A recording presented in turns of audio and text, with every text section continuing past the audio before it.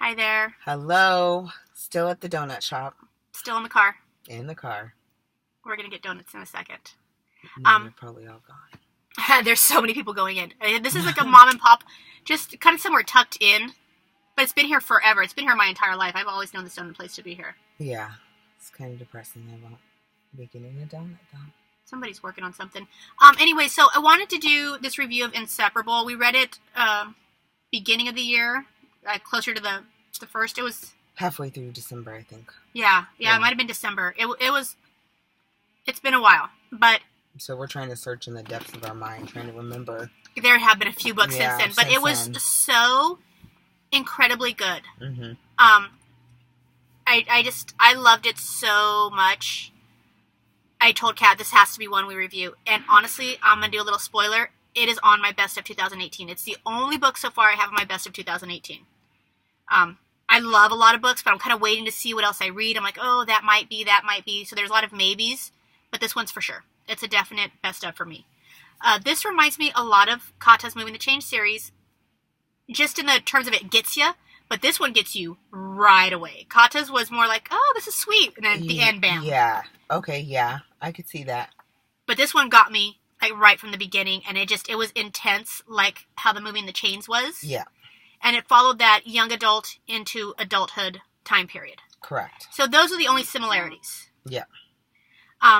It revolves around three best friends, Aiden, Devin, and Angelina. Best friends since they were little kids. Yes. And they grow up in their senior year of high school, they start to fracture apart. So sad.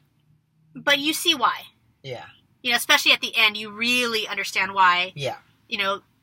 And when you're in high school, you kind of move to your own thing, go to your own clique, and the next thing you know, something hurts somebody else's feelings, and they don't talk about it, they don't tell you, and then you're a kid, you're stupid. Teresa did that to me in high school. That's more like college. High school and college. She kept coming back, I can't get rid of her. You know those friends you just can't get rid of? Like herpes. She's still accepting cream of any kind. Mm-hmm.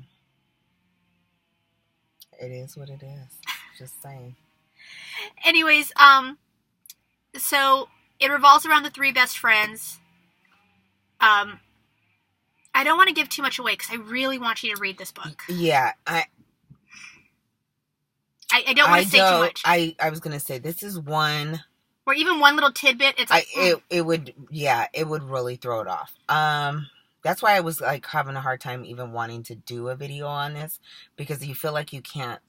I feel like I can't say anything other than read this. Well, how did it make you feel? Well, the thing is this is one of those things that it's almost like, you felt every stage of grief. Yes. You know what I'm saying? Like, you do. You feel like every single emotion when you're reading this book, because you feel a little bit of everything as you're reading it. Like you fall in love when they fall in love. Yes. You fall in hate when they fall in hate. Well, and then I'm like, you get bitter. I'm getting anxiety because I think something's going to happen that I don't want to happen. Or you get angry when something does happen. Like, I have TV shows that I rewatch.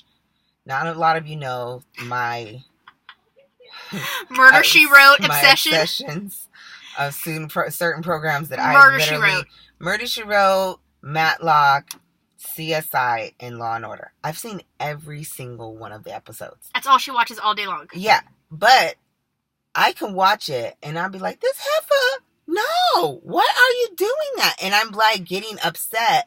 I know what's going to happen and I'm irritated.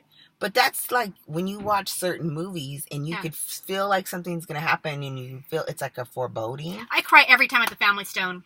Well, yeah, I mean, you just know something's going to happen. Well, there's certain books you read and you start to feel this like angst and this anxiety and you could feel it deep in you and you're just like, please don't do this. Please don't do this.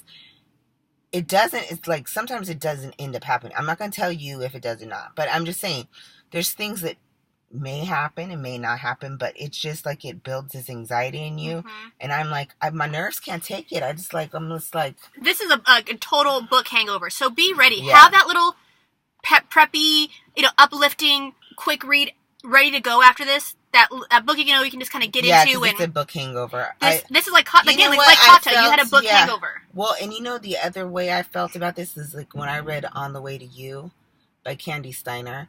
There were parts in this book, like in hers, that I felt like I needed to like. Oh, put it down. Where it made me feel uncomfortable. Like I just wanted to skip that page. Or like, okay, I don't want to know. Like I don't want to know if it happened. Like I'll just go and I'll go back if it make sure it happened, like something good happened. Then I'll go back and read it. That it was that it turned out well. So you'll get everything from this book. Yeah. You'll just get everything. Yeah, you will. You'll get all kind of feels and feels. You'll cry. You'll scream. You'll love. You'll laugh. Books that make you feel are good. Mm-hmm. I mean, it is good, and you get every type of feel in this book. So that's amazing. So I didn't think of it as, I wasn't thinking about putting it as my best of 2018. I didn't even think about that. But now that we're talking about it, I could see it being as a best of 2018 contender. Because of the hangover you get from it. Because of everything it does to you. I could see why. I can't believe her ass is already moving stuff over. I do mine so last minute. I won't remember otherwise. And I knew I wanted to remember this one. Because we just scramble. People. Otherwise, I'm going back to, I'm like, what did I read? And I'm trying to go through Goodreads and see what I read. And I'm like, I don't remember what that book was about. Yeah, we kind of scrambled. It was a little nutsy. So, yeah. I mean, this is going to be a nice short video because we can't give anything away. We can't describe it. Well, we say nice short video. It's almost 7 minutes long. Yeah. Of us being vague. 7 minutes. I hope this gets you to read it, to check it out. Gotta hope so, because this is 7 minutes of vagueness. But it's Inseparable. Say her name. I'm always so Siobhan. bad. Siobhan Davis. Yes. Yeah. Look, I don't have to make up a name for you. Siobhan. I could say that one. I know. I'm so proud of myself. Okay. All right. Oh, you gonna push the button? I'm gonna push the button. Bye. Bye.